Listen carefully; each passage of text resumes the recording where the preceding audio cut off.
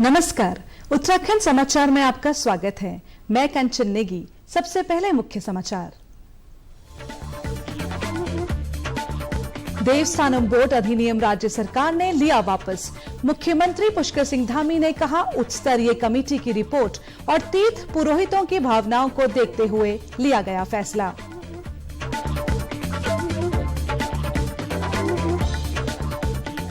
मुख्यमंत्री पुष्कर सिंह धामी ने की कोरोना की मौजूदा स्थिति की समीक्षा। कोविड टेस्टिंग बढ़ाने, घर घर वैक्सीनेशन अभियान को तेज करने के दिए निर्देश।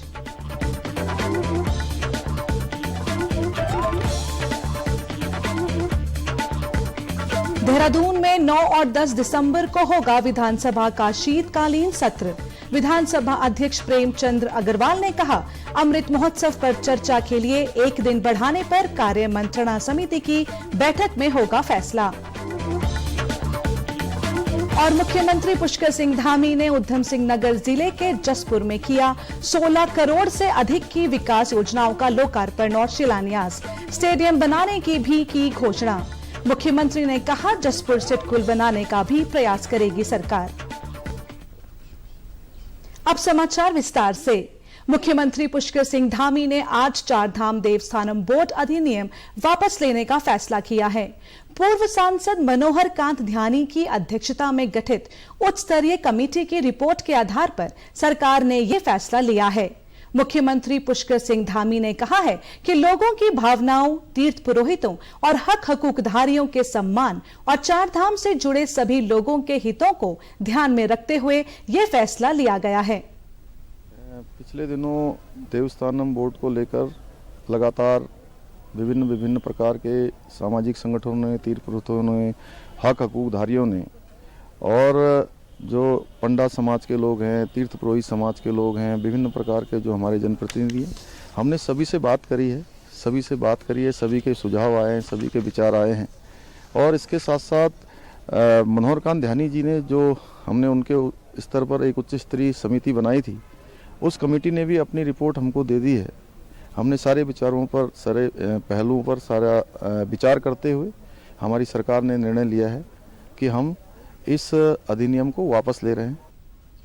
वर्ष 2019 में त्रिवेंद्र सिंह रावत के कार्यकाल में उत्तराखंड चारधाम देवस्थानम प्रबंधन बोर्ड अस्तित्व में आया था, लेकिन चारधाम यात्रा से जुड़े तीर्थ पुरोहित और हक हकूकधारी लगातार इसका विरोध कर रहे थे।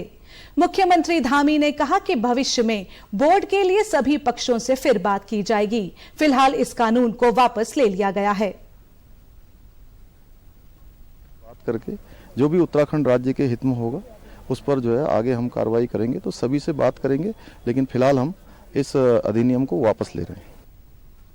वहीं कांग्रेस नेता हरीश रावत ने कहा कि उनकी पार्टी शुरू से ही इस कानून का विरोध कर रही थी। विधानसभा में भी कांग्रेस विधायकों ने इस पर अपना विरोध दर्ज कराया था। हमारी संस्कृति, हमारी जो देव स्थलों की परंपराएं हैं, उनको रोकते हुए बनाया। तो इसलिए भाजपा के इस कानून की पहले दिन से ही विधानसभा में हमारे कांग्रेस ने विरोध किया। हमारे विधायक मनोज रावत जी ने हमारा जो भी दृष्टिकोण था वो पहले दिन स्पष्ट कर दिया था। देवस्थानम बोर्ड का उद्देश्य चारधाम यात्रा का बेहतर तरीके से संचालन करना था। बोर्ड में बद्रीनाथ, केदारनाथ, गंगोत्री, यमुनोत्री समेत गढ़वाल के 51 मंदिर शामिल किए गए थे। सरकार का मानना था कि इससे यात्रियों को बेहतर सुविधाएं दी जा सकेंगी। कोरोना के नए वेरिएंट को लेकर राज्य सरकार भी अलर्ट मोड में है। मुख्यमंत्री पुष्कर सिंह धामी ने कोरोना के ताजा स्थिति की समीक्षा की। इस दौरान उन्होंने अधिकारियों को कोविड टेस्टिंग बढ़ाने के साथ ही घर घर वैक्सीनेशन अभियान में और तेजी लाने के निर्देश दिए हैं और साथ ही विदेशों से आने वाले यात्रियों के लिए केंद्र सरकार की गाइडलाइंस को सख्ती से पालन करने के निर्देश भी दिए हैं। मुख्यमंत्री ने कहा कि सबसे पहले कोरोना योद्धाओं के RT-PCR टेस्ट कराए जाएंगे। साथ ही आम लोगों में वायरल के लक्षण नजर आने पर उनका कोरोना टेस्ट अनिवार्य कर दिया गया है। कोविड के बढ़ते मामलों और नए वेरिएंट ओमिक्रॉन के संभावित खतरे को देखते हुए मुख्यमंत्री ने अधिकारियों और सभी जिलों के जिलाधिकारियों को गंभीरता बरतने के लिए कहा है। जैसे क्योंकि ऐसी संभावनाएं आ रही हैं कि जिस प्रकार से नया वेरिएंट आया है, उसको लेकर हम लोगों ने पूरी यहाँ पर बैठक कर ली है और उसकी शुरुआत हम लोग सबसे पहले जो कोविड वॉरियर्स हैं उनकी सबकी RT-PCR करवाएंगे, उनकी सबकी जांच करवाएंगे और साथ में सभी जिलाधिकारियों को, शासन के सभी आला अधिकारियों को, सभी को कह दिया गया है कि इसमें जो है कोई कोताही बरतने की आवश्यकता नहीं है। हमने एयरपोर्ट, हमारे रेलवे स्टेशन, इन स्थानों पर भी हम रैंडम करवाएंगे और एक हफ्ते के बाद हम फिर से समीक्षा करेंगे। कहीं पर भी किसी प्रकार की भी जान माल के साथ कोई भी खिलवाड़ न हो, उसके लिए जो जरूरी इंतजाम है वो सारे किए जा रहे हैं। हमारे लिए सबसे पहली प्राथमिकता है लोगों की सुरक्षा करना, उसके लिए हमारी सरकार पूरी तरह से संकल्पबद्ध है। मुख्यमंत्री ने सभी जिलाधिकारियों को टेस्टिंग टारगेट को पूरा करने के निर्देश दिए। उन्होंने कहा कि इसमें किसी भी तरह की लापरवाही न हो और साथ ही भीड़भाड़ और राज्य की सीमाओं पर रैंडम टेस्टिंग के भी निर्देश दिए हैं। मुख्यमंत्री ने कहा कि पुलिस कर्मियों, स्वास्थ्य कर्मियों का RT-PCR टेस्ट करवाया जाए और कॉन्टैक्ट ट्रेसिंग पर अधिक ध्यान दिया जाए।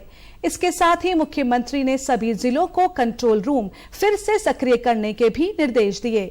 उन्होंने लोगों से कोरोना के जरूरी नियमों का पालन करने की अपील की है। जरूरी काम है अभी सभी को करने चाहिए, जो मास्क पहनना है या जो प्रोटोकॉल है इसके, उन सभी को हमने सभी से अनुरोध किया है, सभी से अपील की है कि सभी लोग उसका पालन करें और कोई बहुत ज़्यादा पैनिक होने की भी आवश्यकता नहीं है। हम इसकी समीक्षा कर रहे हैं और जो जरूरी स्वास्थ्य के जो इंतजाम हैं, जो हमारे अस्पतालों की स्थिति है या जो भी हमारे वार्ड इत्यादि हैं, उन सभी को कहा है कि हर प्रकार से उसकी तैयारी करें। विधानसभा अध्यक्ष प्रेमचंद अग्रवाल ने बताया है कि आगामी शीतकालीन सत्र 9 और 10 दिसंबर को देहरादून में आहूत किया जाएगा। उन्होंने कहा है कि शीतकालीन सत्र को लेकर सरकार और नेता प्रतिपक्ष से बातचीत करने के बाद यह तय किया गया है कि सत्र देहरादून में ही आयोजित किया जाएगा। उन्होंने कहा सत्र के दौरान आजादी के 75वें वर्ष पूरे होने पर अमृत महोत्सव के तहत भी एक दिन अतिरिक्त चर्चा के लिए रखा जाए। कार्य मंत्रणा की बैठक में इस पर चर्चा होने के बाद तय किया जाएगा।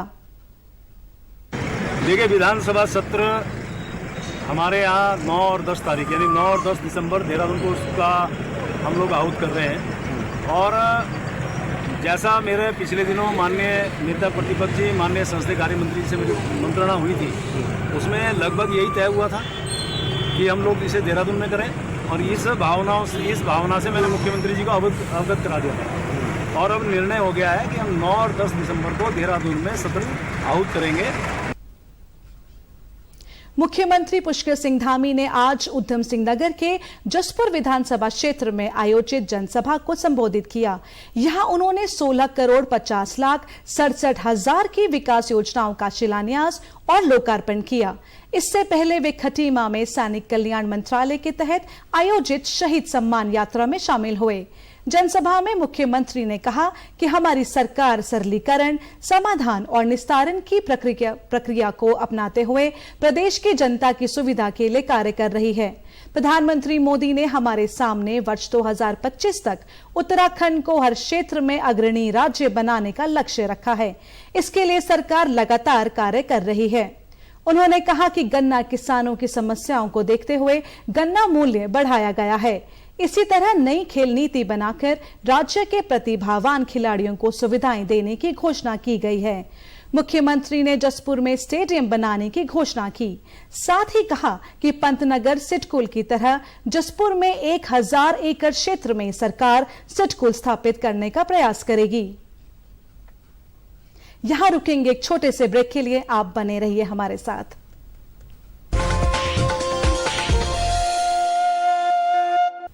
ब्रेक के बाद एक बार फिर आपका स्वागत है। गन्ना मूल्य बढ़ाए जाने पर प्रदेश के किसानों ने मुख्यमंत्री पुष्कर सिंह धामी का आभार जताया है। मुख्यमंत्री ने कहा कि गन्ने की अगेती प्रजाति का मूल्य 355 रुपए प्रति कुंतल और सामान्य प्रजाति का मूल्य 345 रुपए प्रति कुंतल तय किया गया है।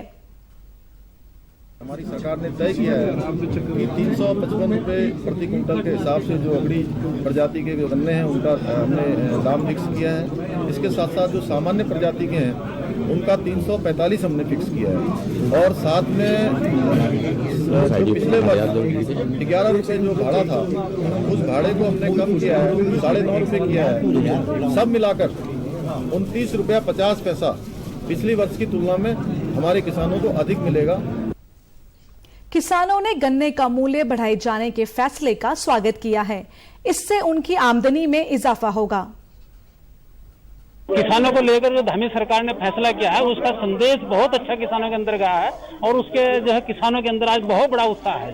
जैसे कि पर्ची बढ़ोतरी नहीं हो पाई है हमारे यहाँ कि गन्ना की पैदावार तो उन्होंने बढ़ोतरी पर पूरा जोर दिया। पहले होता था कि एक प्रति बीघा में 40 क्विंटल पर निकलता था एक बीघा में।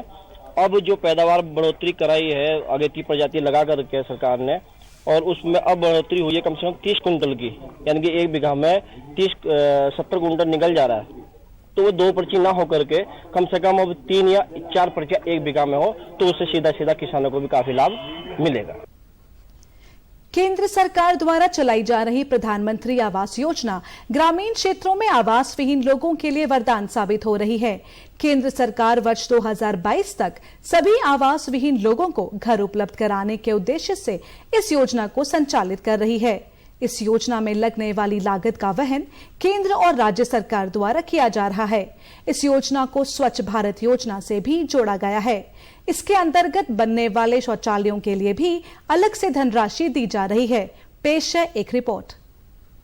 टिहरी जिले में इस योजना के तहत 480 लाभार्थियों का चयन किया गया है, जिसमें 132 लाभार्थियों को दूसरी किस्त की धनराशि भी दी जा चुकी है। मुख्य विकास अधिकारी नमामि बंसल ने बताया कि प्रधानमंत्री आवास योजना के तहत जनपद के सभी 9 विकास खंडों में आवास विहीन लोगों के लिए आवास बनाए जा रहे हैं। हमारे जनपद में 480 आवंटित हुए थे आवास, जिनमें से कि सभी की प्रथम किस्त रिलीज कर दी गई थी तत्काली, और जितने प्रथम किस्त रिलीज हुई थी उनमें से 132 लोगों की द्वितीय किस्त भी रिलीज हो गई है नियमानुसार, जिन्होंने अपना कंप्लीशन दिखाया है उस स्टेज तक का। तो फिलहाल प्रगति हमारी ठीक चल रही है और आगे भी हम इसको परस्यू कर रहे हैं ब्लॉक लेवल से और सभी वीडियो से। जाखणीधार विकासखंड के छोल गांव निवासी मंजू देवी ने बताया कि उनके पास रहने के लिए आवास नहीं था। प्रधानमंत्री आवास योजना के अंतर्गत उनका आवास बनाने का सपना पूरा हुआ है। अब उनका परिवार पक्के मकान में रहेगा, जिससे बच्चों को सुविधा मिलेगी। बहुत परेशान थे हमारे प्रधानमंत्री को धन्यवाद करते हूँ कि आज हमें मकान मिलेगी, हम घर रहना का खूब होगी, हमारे बच्चे भी सुरक्षित हो जा रहे। वहीं छोल गांव के प्रधान त्रिलोक सिंह बिष्ट ने बताया कि प्रधानमंत्री आवास योजना के तहत उनके गांव में 2020-21 में 2 आवास और 2021-22 के लिए 1 आवास स्वीकृत हुआ है। इसके तहत पहली किस्त 40,000, दूसरी किस्त 60,000 और अंतिम किस्त 70,000 रुपए भवन पूर्ण होने पर लाभार्थी को दिए जाते हैं। इसके अलावा मनरेगा के तहत भी 18,000 रुपए शौचालय बनाने के लिए दिए जा रहे हैं। अभी हमारे यहाँ ग्राम पंचायत छोलों में 2 परिवार का चयनित हुआ है। ये है 2020-21 का, और 21-22 में भी एक परिवार का और हो रखा है। उसके भी अभी तुरंत मतलब 1-2 महीने बाद उसके हो जाएगा। प्रधानमंत्री आवास में गरीब आदमियों का बहुत बढ़िया हो रखा है ये। और जैसे पहले होता था पैसे मिल जाते थे, मकान नहीं बन पाता था, आदमी पैसे खा जाता था, मकान कभी नहीं बनता। अब तो सरकार ने ऐसे कर दिया है। गौरतलब है कि प्रधानमंत्री आवास योजना के तहत आवास विहीन लोगों को आवास बनाने के लिए अनुदान मिल रहा है। जिन लोगों के आवास नहीं है, उनके लिए यह योजना बेहद कारगर साबित हो रही है। ब्यूरो रिपोर्ट, दूरदर्शन समाचार, देहरादून। प्रधानमंत्री नरेंद्र मोदी 4 दिसंबर को देहरादून आ रहे हैं। देहरादून के परेड ग्राउंड में वे एक जनसभा को संबोधित करेंगे। साथ ही यहां कई योजनाओं का लोकार्पण और शिलान्यास भी करेंगे। प्रदेश भाजपा प्रधानमंत्री की रैली की तैयारियों में जुटी हुई है। भाजपा प्रदेश अध्यक्ष मदन कौशिक ने कहा है कि रैली के लिए बूथ स्तर तक के कार्यकर्ताओं की उपस्थिति सुनिश्चित की गई है।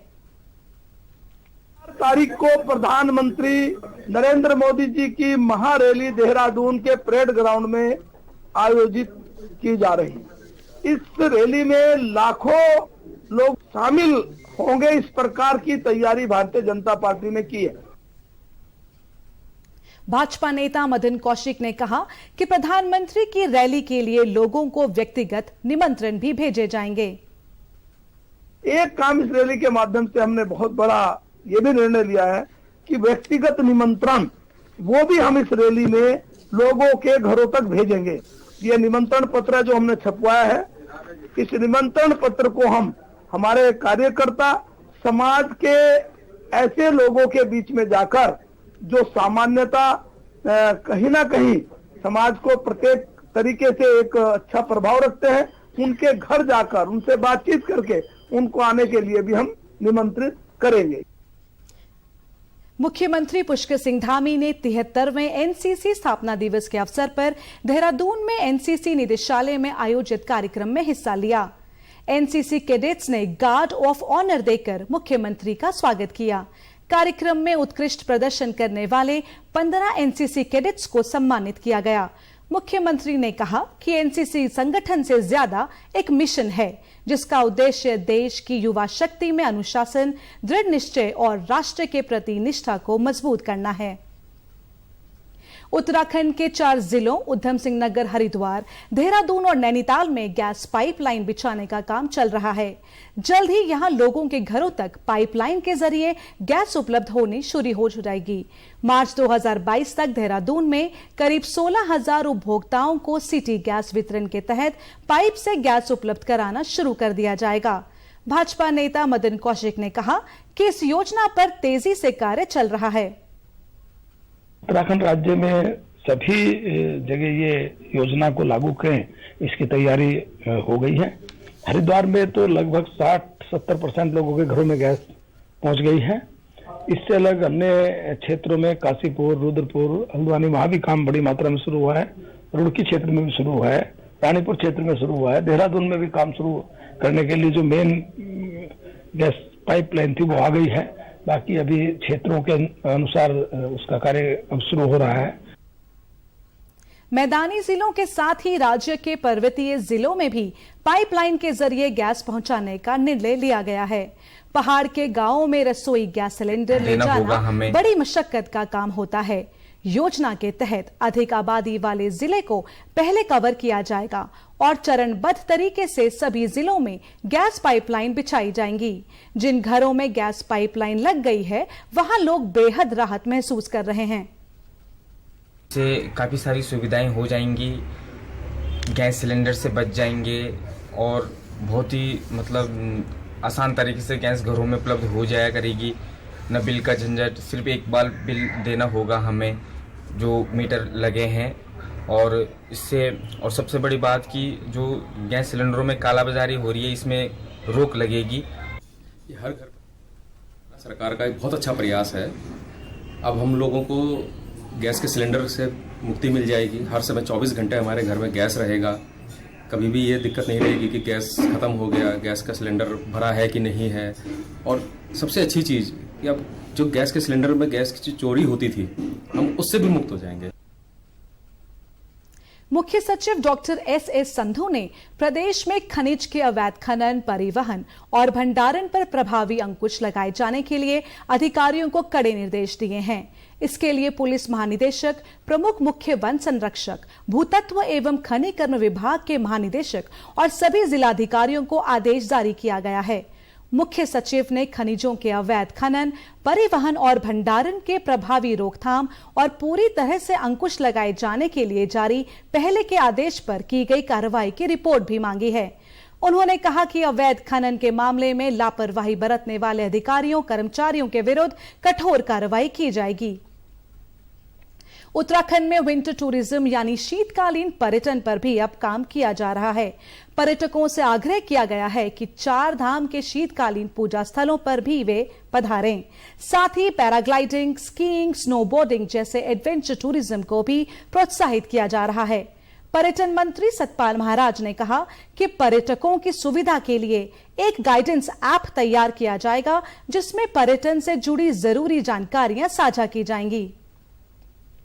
शीतकालीन पर्यटन के लिए हमने लोगों से आग्रह किया है कि शीतकालीन पूजा जो है, यमुनोत्री की पूजा जो है, खरसाली में होती है, गंगोत्री की पूजा जो है मुखबा में होती है, केदारनाथ जी की पूजा जो है वो ऊखीमठ में होती है, और भगवान बद्री विशाल की पूजा पांडुकेश्वर में और जोशीमठ में होती है। तो शीतकालीन पूजा का आनंद लेने के लिए, और पहाड़ों में बर्फ भी पड़ गई है, और नीति घाटी के अंदर जो टिमरसन महादेव है वहां भी स्वयंभू लिंग की रचना हो रही है। तो ये भी हम पर्यटकों से आग्रह करेंगे कि इन सब स्थानों का दर्शन करने के लिए पधारें और शीतकालीन पर्यटन को बढ़ावा दें। आज के प्रादेशिक समाचारों में बस इतना ही। नमस्कार।